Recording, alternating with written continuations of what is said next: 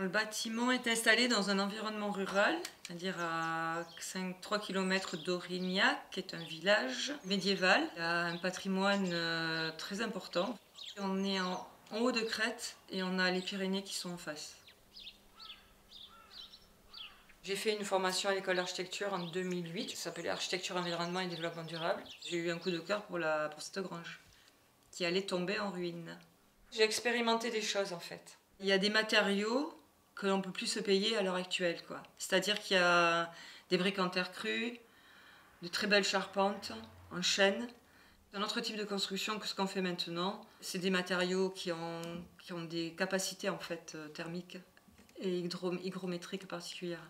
L'objectif, c'est de garder en fait tout le principe constructif qui a été fait au départ, qui me convenait complètement au niveau orientation, climatique, et je pense que j'ai eu raison de ne pas ouvrir cette façade sud-est. C'est un bâtiment en forme de U, c'est 3 murs. Toute la façade ouest de la grange, c'était l'appentis qui l'a protégée de toutes les intempéries de l'ouest.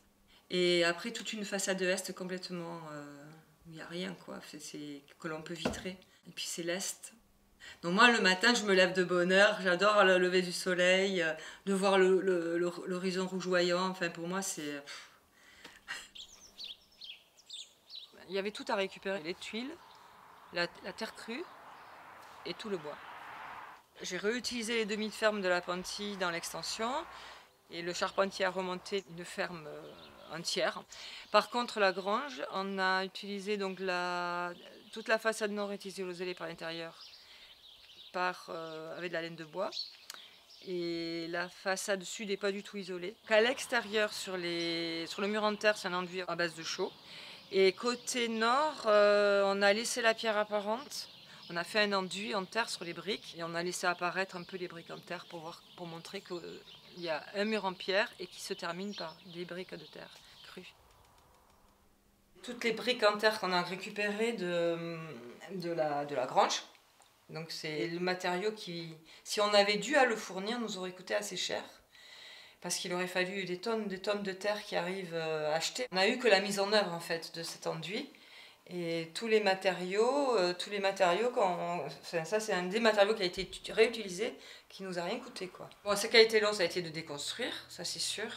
Au niveau des coûts, là on est à peu près 900 € hors taxe le mètre carré. Le seul truc qu'on n'a pas chiffré, c'est tout le travail que nous on a fait au niveau de la déconstruction, puis la phytoépuration, la récupération des eaux pluviales, tout ce pôle-là. Ce sont ces bâtiments-là, patrimoniaux, qui vont nous apprendre à régler le confort d'été. Ça, j'en suis persuadée. Et avec tous les matériaux géosourcés.